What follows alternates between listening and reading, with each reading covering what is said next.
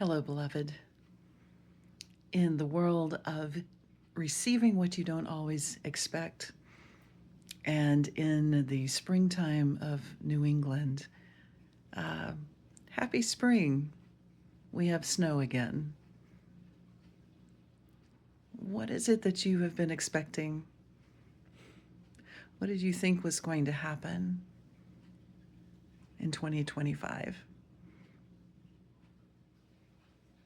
What has happened? What has taken you by surprise? What has shaken you from your foundation? What has destabilized you or caused you to wake at night anxious or afraid? What feels like the unknown, the uncertain? What leaves you unsure?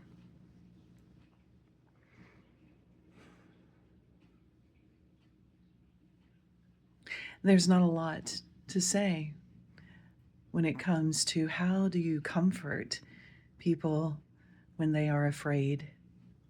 How do you offer words of hope?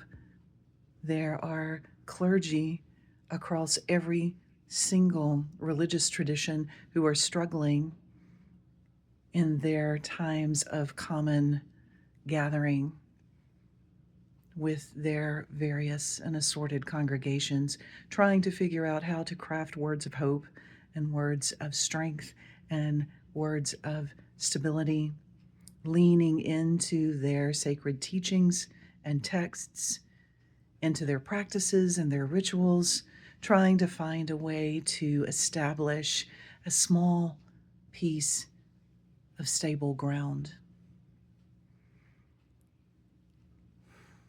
So, in this moment, perhaps that small piece of stable ground can be one of change continues to occur. And what happens that is destabilizing and uprooting, what happens that decenters us, that throws us into angst,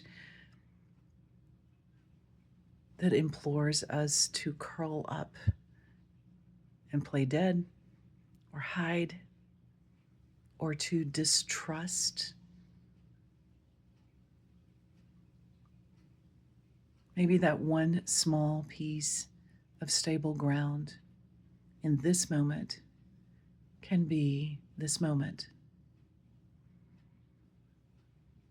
This moment, whatever you are experiencing, whatever you are anticipating or fearing, whatever you are looking forward to, whatever you are hoping for in this moment, pause. Feel what you feel.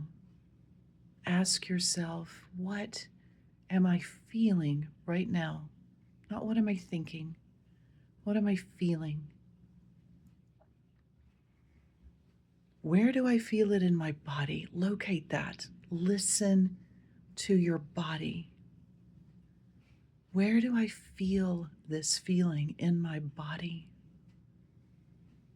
Locate it. How does it feel? In this moment, how does this emotion, this experience, this season feel?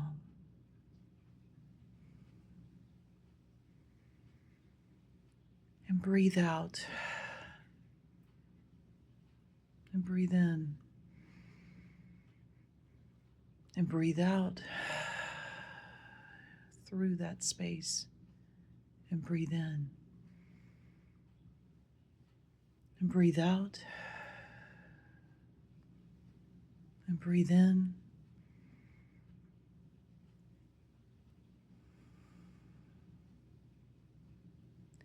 You have much that you have already lived in your life. Let it inform you, glean its wisdom. Let it pull forward your empathy, because empathy is one of the strongest connections we have to one another, self-empathy within ourselves, and to the source of all life and matter and being. Empathy connects us. It reminds us that we are in community and that we are part of something far larger than this moment and this season. It reminds us that we can trust, that we can lean on each other. And when we find that the community in which we are in, the family in which we are a part, the society that we claim is acting unfaithfully, distrustfully, unjustly, it is not the only one. There are others. There are the family that we claim, the communities waiting to welcome us, and the assurance that society is not a static thing. And while it goes into disarray and periodically can feel chaotic, that is a liminal space. And as destructive as it may feel and be, it is not static, and it continues to transform. Your life is needed. Your voice is needed. Your presence, your action, your observing, your reflection, your faith is needed. So blessings on this journey, in this moment, and in the next one, and the one after that. You are not alone.